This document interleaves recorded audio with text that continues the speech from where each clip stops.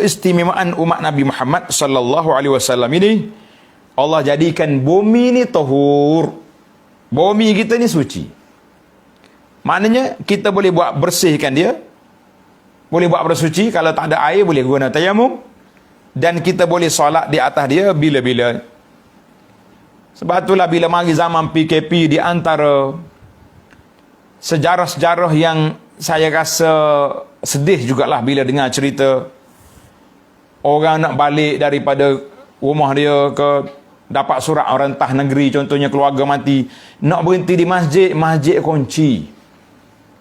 Nak guna tandah masjid pun tak boleh masuk. Kita kata kenapalah COVID sampai begini sekali kita. Kita tak, dia dalam kaedah KKM, Kementerian Kesihatan kata jangan bercampur, jangan duduk kontak rapat.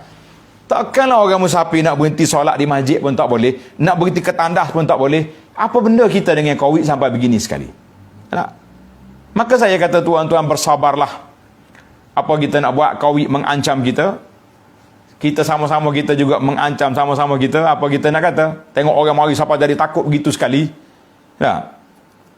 Sedangkan kes-kes COVID tidak ada pun kawasan tu. Maka bawalah sejadah. Bawa sejadah, bawa tikar. Di mana je kamu jumpa tepat masuk waktu, letak buka sejadah, Allahu Akbar, solat je senang. Saya pengalaman duduk di negara Arab, di Madinah. Boleh katakan kereta orang Arab semua ada kapek. Ada sejadah belaka. Kita pergi travel tengah padang pasir contohnya. Masuk waktu solat, dia berhenti liku kereta, dia solat situ. Senang ya buat dia, simple. Ada masjid, kita solat di masjid. Tak ada masjid, kita solat. Jadi kita pun kena buat macam tu jugalah, kan? Buat macam tu juga. Mudah. Tosodok irau lah. Masjid tutup je lah. Nak kata apa?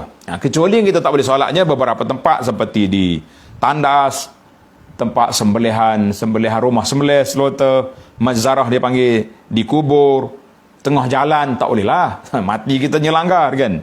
Ataupun di kandang-kandang unta, itu tidak dibenarkan. Beberapa tempat tidak dibenarkan.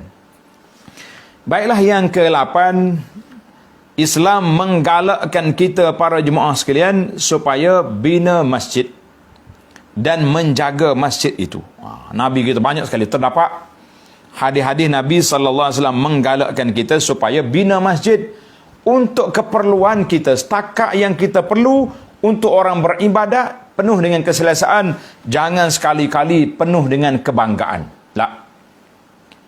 Duit kita banyak, banyak lagi benda nak buat. Sebab itulah kata para ulama, memenuhkan perut orang miskin yang kelaparan lebih baik daripada kita membina masjid yang besar-besar, jiran tetangga kita lapar. Jangan. Ini ada setengah orang ni tak peduli sangat, kan? Allahu Akbar.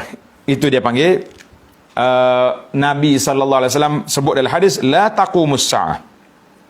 Tidak akan berdiri kiamat hatta yatabahan nasu bil masajid, sehingga manusia berlomba-lomba membina masjid yang besar-besar. Dalam riwayat kata yatabahauna bil masajidi, berbangga-bangga, oh masjid kita ni 25 juta, masjid kita ni 100 juta, masjid kita summa la ya'murunaha illa qalila. Dari sudut imarah masjidnya sedikit, masjid juta-juta, orang berpuluh orang. Apa benda? Berapa masjid ni? 200 juta. Orang solat jemaah berapa orang? 50. Kalau 200 orang tak apa dah.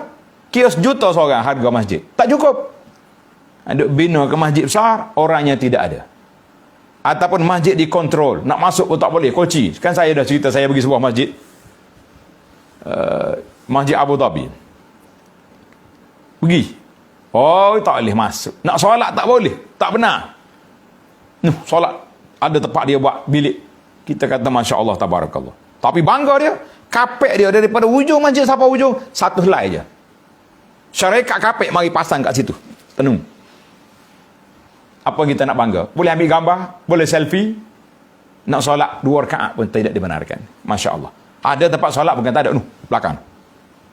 Ini. Yang ke-9, binaan masjid Nabi sallallahu alaihi wasallam dan semua masjid itu dengan perintah daripada Allah Azza wa Jalla. Maka kita para jemaah sekalian, biarlah kita bina masjid untuk menjadi tajamuk, tempat berkumpul umat Islam, tempat kita berbincang, kita bertemu setiap hari 5 kali, kita berkumpul setiap minggu, kita kata Alhamdulillah. maka jagalah kesucian masjid itu daripada dipermain-mainkan oleh golongan-golongan yang pelik-pelik. Kan? Wak mari duk menari dalam masjid kelak, bukan tempat dia di situ. Baiklah para jemaah sekalian, yang ke-10 beberapa hukum masjid, iaitu kita kena jaga dari sudut adab-adab masjidnya, bersihkan dia, doa masuk masjid, doa keluar masjid, solat sunat tahiyatul masjid jangan lupa. Ini semua kita kena buat. Dan janganlah buat benda-benda yang dilarang dalam masjid. Banyaklah senarai-senarai. Kita akan bincang dalam ahkamul masajid, dalam hukum masjid. Tamaklah para jemaah sekalian, InsyaAllah kita akan sambung lagi perbincangan kita dalam siri yang ke-7.